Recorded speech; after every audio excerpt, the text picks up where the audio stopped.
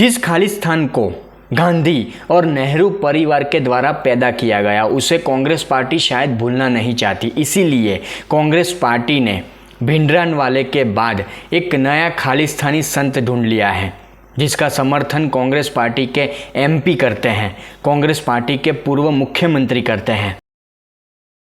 नमस्कार दोस्तों, कांग्रेसी नेता बार बार लगातार देश की जनता के सामने अलग अलग मुद्दों पर झूठ बोलते हैं। ये उनकी पहचान बन चुकी है, इससे वो बाज नहीं आते। पर देश विरोधी ताकतों को बढ़ावा देना या देश विरोधी ताकतों को सपोर्ट करना, ये भी कांग्रेस की पहचान है। इससे भी वो लोग बाहर नहीं आ रहे। अब ये बात मैं इसलिए कर रहा हूँ कि हाल ही में संसद के अंदर कांग्रेस के एक सांसद है, पूर्व मुख्यमंत्री भी है पंजाब के, चरणजीत सिंह चन्नी।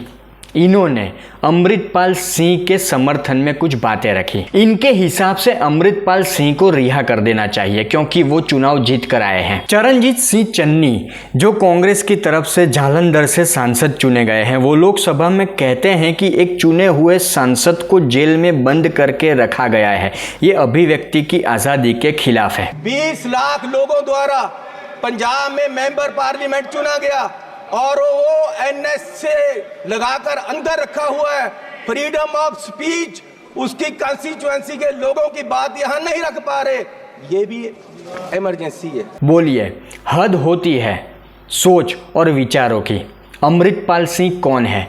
कोई संत है, कोई महात्मा है? अमृतपाल सिंह जो एक खालिस्तानी समर्थक है, खालिस्तानी नेता है, खालिस्तानी लीडर है, जो लगातार जब जेल में वो बंद नहीं हुआ उससे पहले लगातार वो देश विरोधी बातें करता था, मीडिया के सामने करता था, अखंड भारत को तोड़ने की वो बात करता था, पंजाब के टुकड़े करने की वो बात करता था, पंजाब को खालिस्तान बनाने की वो बात करता था। जिस अमृतपाल सिंह पर एनएसए लगा है वो असम की जेल में बंद है।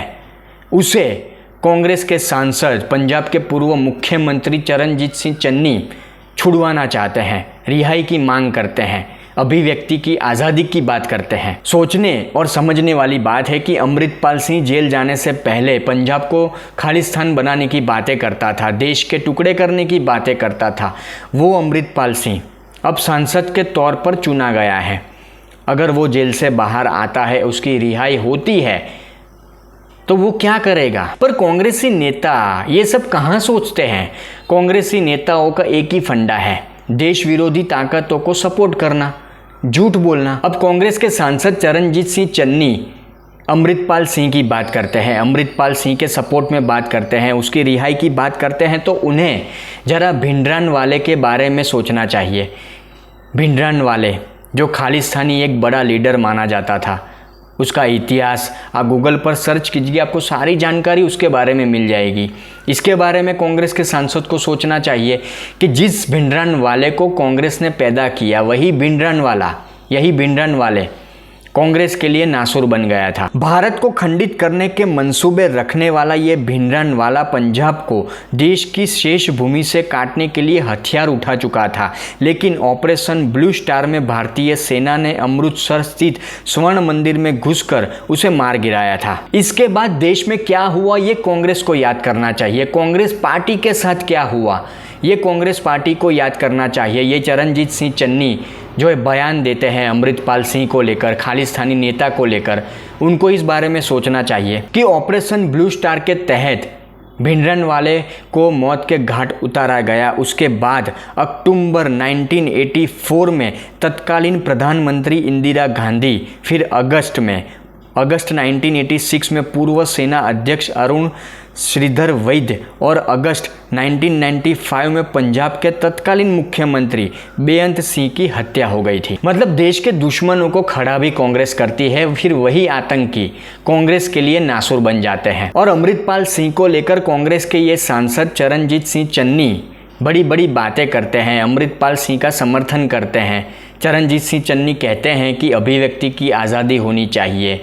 वो तो ये भी कहते हैं कि ये आपातकाल जैसी स्थिति है, अमृतपाल सिंह जो चुना हुआ सांसद है वो जेल में है, उसको रिहा करो, वरना ये तो आपातकाल वाली जैसी स्थिति हो गई। तो चरणजीत सिंह चन्नी साहब को ये सोचना चाहिए, इतिहास के उस पन्नों को देखना चाहिए। जब जून 1975 से लेकर मार्च 1977 तक यानी पूरे 21 महीने तक देश पर आपातकाल थोपने वाली कांग्रेस पार्टी थी। कांग्रेस पार्टी की तत्कालीन प्रधानमंत्री इंदिरा गांधी थी, पर कांग्रेस के ये नेता, कांग्रेस के ये सांसद उस आपातकाल की बात नहीं करेंगे। तब जो अभिव्यक्ति की आज़ादी देश के मीडिया से छीनी गई थी, देश के लोगों से छीनी गई थी, उसके बारे में ये कांग्रेस के सांसद बात नहीं करेंगे। और कांग्रेस के सांसद पंजाब के पूर्व मुख्यमंत्री चरणजीत सिंह चन्नी अमृतपाल सिंह के समर्थन में बात करते हैं, अमृतपाल सिंह को रिहा करने की बात करते हैं। तो ये जो मामला है वो कितना भयावह है या भयावह हो सकता है, उसके बारे में भी उनको देश की जनता के सामने बात रखनी चाहिए।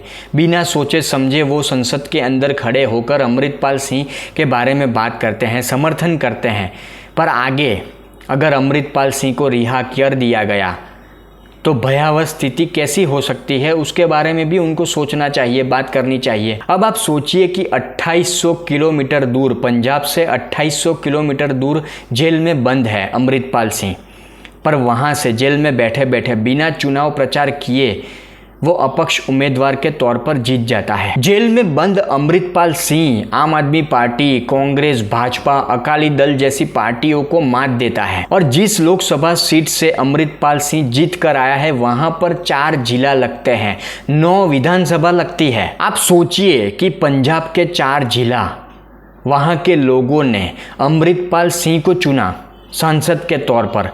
तो ये जो सारी घटना है, ये जो सारी बातें हैं, वो 80 के दशक को याद दिलाती है, जब भिंडरानवाले ने खालिस्तान के समर्थन में झंडा ऊंचा किया था। मतलब आप सोचिए कि अमृतपाल सिंह अगर जेल से बाहर आता है तो पंजाब की अखंडता को, देश की अखंडता को कितना बड़ा नुकसान होगा।